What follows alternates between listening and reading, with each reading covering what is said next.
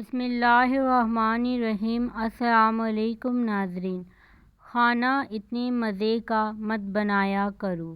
محترم شیخ الوظائف، السلام علیکم۔ میرے ہاتھ کا پکا ہوا کھانا کسی کو پسند نہیں آتا تھا، سب کہتے کہ کھانا مزے کا نہیں بنا۔ میں نے آپ کے درس میں اللہ سے باتیں کرنے کا عمل سنا تھا۔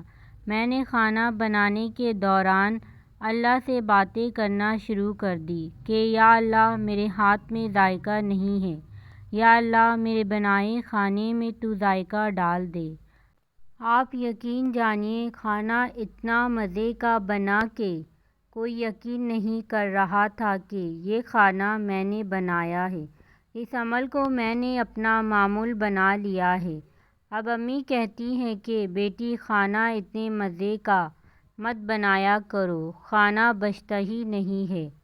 بے شمار لوگوں نے آزمایا، آپ بھی آزمائیں اور فائدہ ضرور بتائیں۔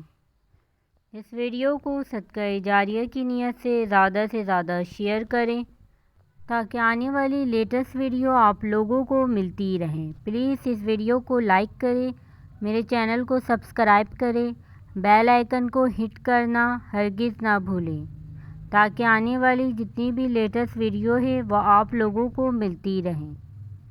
جزاک اللہ۔